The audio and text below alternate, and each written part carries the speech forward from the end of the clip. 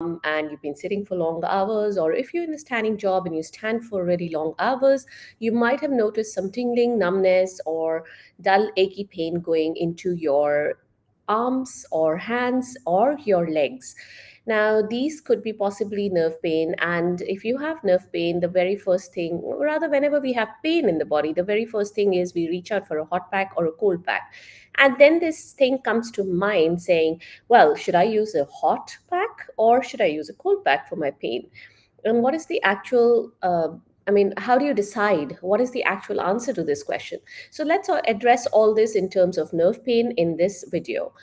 And before we go ahead, for those of you who don't know me, my name is Swati. I'm an executive mom power coach. I help moms of younger kids who work in high stress executive jobs to manage their spinal, that is, back and neck, and joint pain.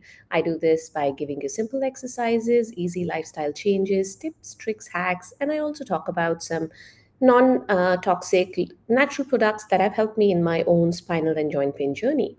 And of course, I do this without taking away a big chunk of your time because, hey, we are moms. I know we are busy people.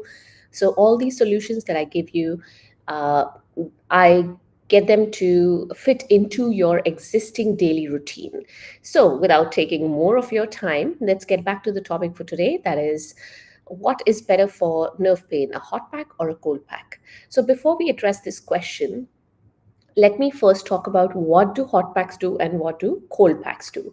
So when you use a hot pack, before that, our blood vessels are like flexible rubber pipes. So when you apply a hot pack to this area, there is a vasodilation. Basically, the rubber pipe, when you apply heat to it, it's going to expand. So there is an expansion or a widening of the blood vessels, because of which there's a rush of blood that flows into the area. It brings along with it oxygen and other nutrients, and it washes away the pain producing substances, metabolites, etc. This helps to ease the inflammation in the area, and it helps the body to kick in its healing mechanism as well. Now, another thing that happens with heat is its effect on your muscles. So, your muscles tend to relax, and there's an increase in the elasticity of the muscles. So, if you have any spasm or any aches and pains in your muscles, that gets relaxed or released to a certain extent. Now, how does this relate to your nerve pain? Now, whenever you have nerve pain, of course, there's inflammation in the area. So, this heat pack will help to wash out that inflammation. And usually, if there's a nerve pain, it could be due to multiple reasons, but one of the common things that is seen around nerve pains are the muscles that are sitting in a very tight state or in a spasm.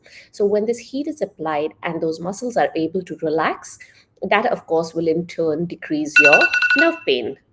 Sorry about that, my alarm just went off. So then what happens is with the hot pack. So this is a similar mechanism that works when you have stiff joints and uh, muscle pain as well. So usually nerve pain is accompanied by muscle pain or stiffness, etc. So the heat pack actually helps you manage all these problems that come along with the nerve pain. Now let's go to a cold pack. How does it work? Again, our blood vessels are like those flexible rubber pipes. So when you apply cold to a rubber pipe, it shrinks. So there's a constriction of the blood vessels. So basically, if there is, say, a swelling in the area, that is another indication you should use a cold pack, because when the blood flow slows down, so it's slower than normal, it doesn't stop, but it's slower than normal, and the body is able to wash out that already present excessive fluid that is leading to swelling. The body is able to wash that out as as the blood coming into the area is slowed down. It basically washes out the swelling and then the inflammation along with it. Also, with the cold packs, it's been noticed that there's a decreased inflammatory signal in the area, and thus that helps with promoting the healing in the area, right? The cold also slows down the nerve conduction. That is the reason why we feel numb or cold when you apply ice. Another theory that goes along with cold packs is uh, there is something called a pain gate mechanism. So it's well, of course there's no physical gate, but this is like having a gateway to your brain. So the nerve is carrying the sensation of cold to the brain, and the nerves are carrying, some nerve fibers are carrying the sensation of of pain to your brain. So when the nerves that carry the sensation of pain and cold are traveling together to the brain, the gate may lets the sensation of cold pass through first before uh, the sensation of pain. So basically, as long as you have the cold pack on, and thereafter when the area that you've applied to cold pack is still cold, it will block out the sensation of pain. So because of this pain gate mechanism, basically if you have, say, a very strong nerve pain and you apply the cold pack, it will help to take that edge off your pain, right? And of course, a hot pack or a cold pack is not going to cure your nerve pain. You have to look into the reason for your nerve pain. Is it because of a disc? Is it because there's a stenosis in the area? Is it because some nerve is getting irritated, compressed, etc.? Now, if you want to know more about nerve pains and symptoms or causes of nerve pain, I've done a couple of videos on nerve pain. You can go to YouTube and have a look at my channel, or you can go to YouTube and search my name, Swati Prakash, nerve pain, and you'll come up with these videos. All right, so going back, so what is better, whether a hot pack or cold pack?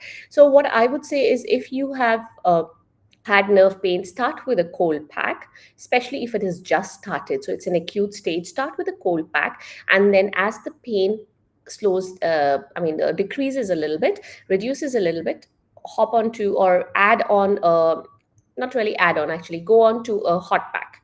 However, having said that, people have very different responses to hot packs and cold packs.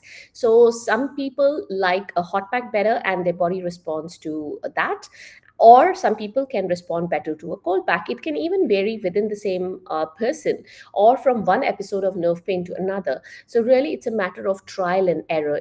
It's not like if you need a cold pack and you apply a hot pack, you're going to do any damage. Of course, if you have you don't have any contraindications like, diabetes and other neuropathies, or you cannot differentiate between the sensation of hot and cold, of course, then you should not use them at all. But apart from that, there's not going to be any damage that you will do if you needed a hot pack and you used a cold pack, or vice versa.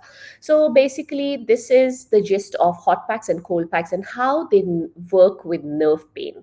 So I hope this gives you a bit of clarification. So there's no clear cut answer to which is better to manage a nerve pain, a hot pack or a cold pack.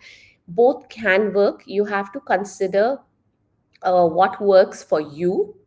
And if all this theory, if you do not understand all that I've spoken about, just try it out, see what your body is telling you, see what your body best responds to, and then use that for managing your nerve pain. Alrighty, so if you are looking for more management options for your nerve pain. We are not talking about medical management, but things you can do at home. So, some simple solutions to manage your nerve pain. Then you can join my free community. I will leave a link in the description. If you're watching me on Instagram, the link is in my bio. So, when you click on that link and you scroll down, you'll come to my community and you can join from there. Alrighty, if you have any questions, any comments on this, please let me know and I will address them for you. Alrighty, guys, I'll see you next time. Bye.